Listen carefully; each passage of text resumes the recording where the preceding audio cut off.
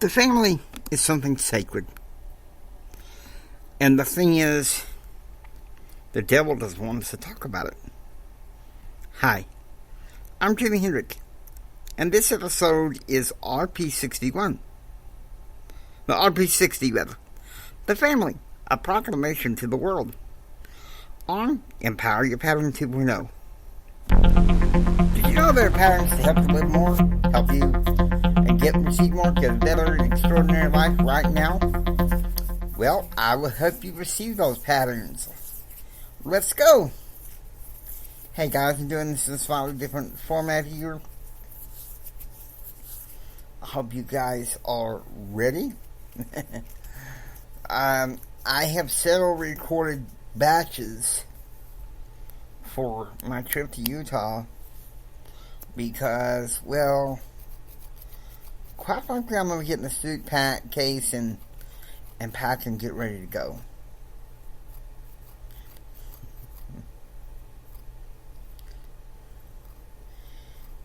I can feel the attack against the adversary again very strongly as I do this. But you know what? I am going to serve Jesus without fear and talk about the family proclamation.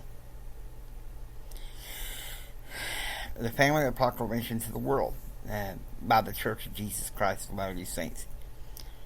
But first, when we're talking about the family proclamation, I want to give a disclaimer.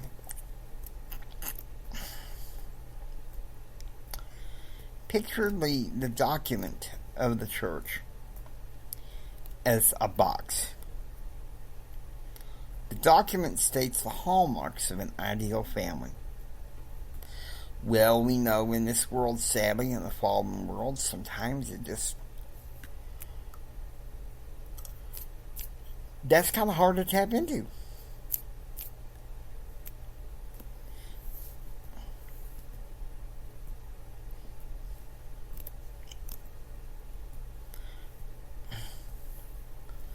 And you're kind of like, but Jimmy, my family's messed up. Mine is too. There's dysfunctions. But there are some things that we preach that I believe in. I believe in the marriage of one man and one woman, monogamous marriage. Many people erroneously believe that members of the church currently practice polygamy. We don't. Come on. You know better than that. Okay? So, I'm going to talk about these things.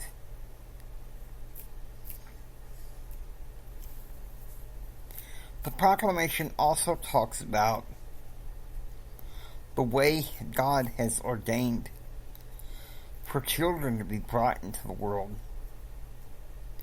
and reared.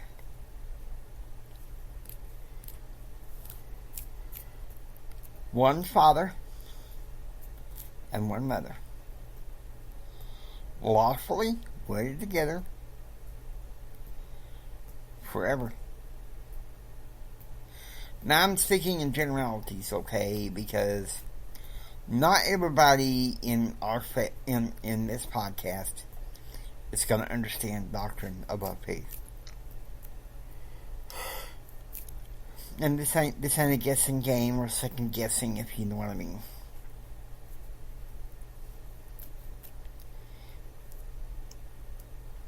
One of the things that it says is husband and wives are to love and serve one another as an equal partnership. That they should put each other in as a very high priority in their life. That's just the way I see it.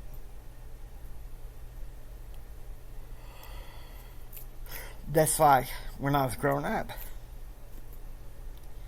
Whether I liked it or not. Of course, I couldn't appreciate it. Other than the Lord, my mama's top priority was my daddy. Because she loved him. I left the home in 1994 when I was 24. Mama and Daddy married when I was 3. And so,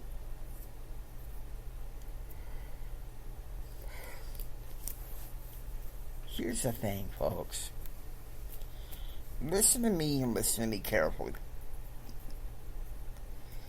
God has a reason for everything. The family has a purpose. Okay? We think we should hold our government officials accountable about issues like the sanctity of life and family and how children should be raised in righteousness. I think that's a wonderful idea. I mean, it's kind of like, why not? Why not? Let me tell you something. I love the family proclamation. I was going to do this for 5 minutes, but now I think I'm going to get me a soda. You can feel free to grab a beverage too. I'll try hard not to have it too much near my computer.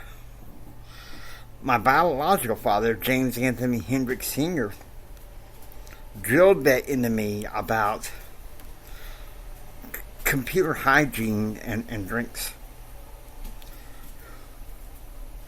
He said, you make sure your drink is about, 15 to 20 feet away from the computer. So, I'm going to reposition myself here so I can have access to my drink and still use the computer. But the proclamation is a beautiful document. I see a lot of illustrations at church about the ideal family. And former bishops who are still called bishops in Restored Church Christ culture talk about the traditional meaning of family and the meaning of raising children in righteousness. And I endorse that with all my heart.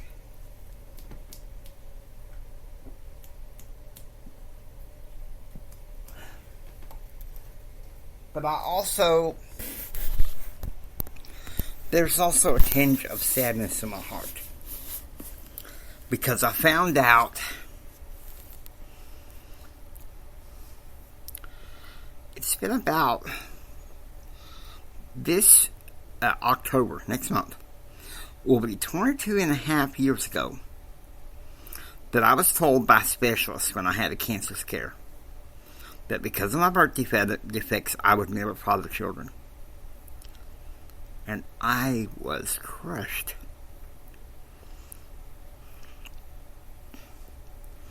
But then I think, my birth defects does not make me inferior in God's eyes. No. It's helped me become a righteous branch in His kingdom. I mean, sure, I have my faults and everything, but it's teaching me patience and waiting for the kingdom of God. But, so, I've spoken the truth. I've told you about how I feel about